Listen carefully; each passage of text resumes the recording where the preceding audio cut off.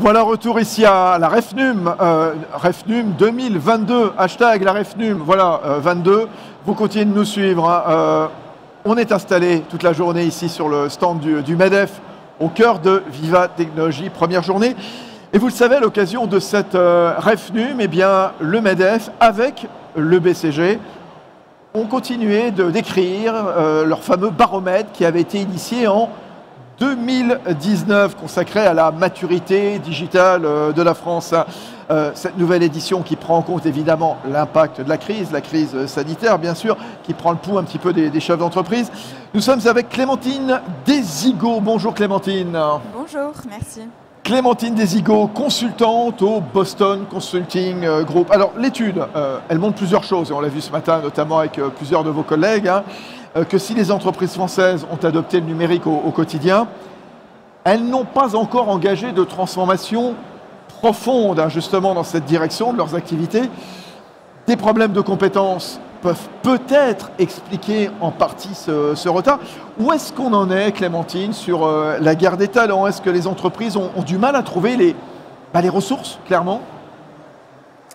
Oui, tout à fait. Comme vous l'avez dit, on a noté dans cette enquête que les entreprises que nous avons interrogées, elles ne sont pas forcément lancées dans une transformation profonde de leurs activités.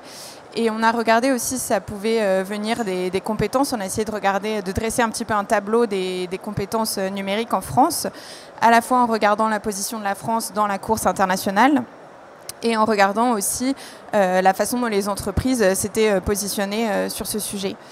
Donc pour nous, cette question des compétences, en fait, c'est une question à 4 étages. Il y a d'abord la question des compétences générales dans la population française.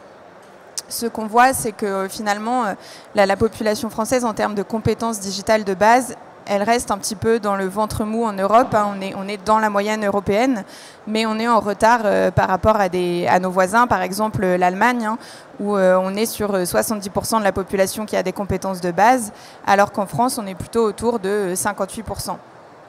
Donc il y a cette question des compétences, de l'acculturation. Et si on manque de compétences dans la population générale, on manque aussi souvent de confiance.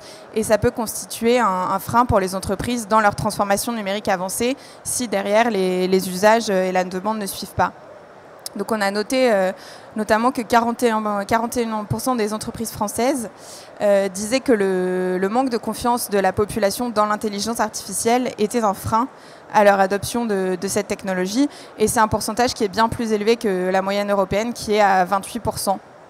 Donc 41 vs 28.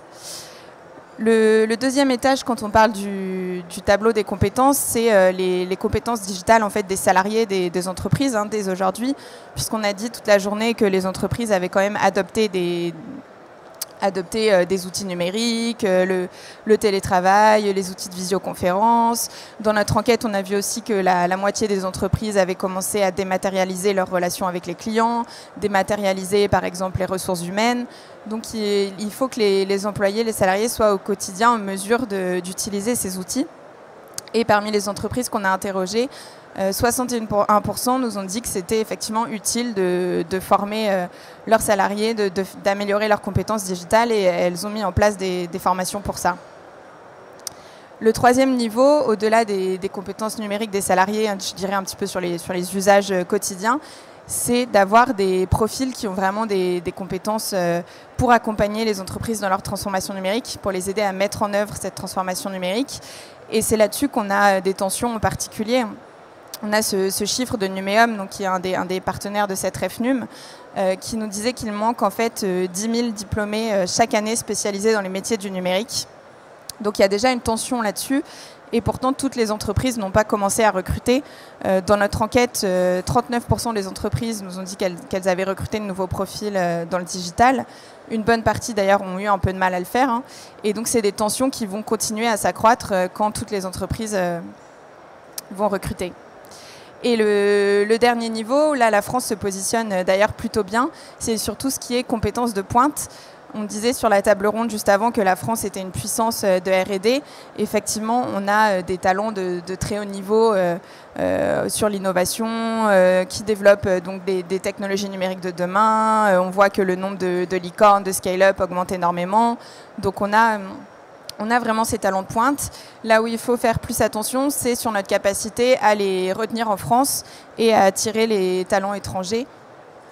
Et c'est là où on a des petites fragilités. On a fait une étude BCG qui montre que la France est le 10e pays où les talents du digital aimeraient s'expatrier. Donc 10e, c'est une position plutôt honorable. Ouais, mais bon. Mais c'est quand même un recul par rapport à 2018 où on était 7e.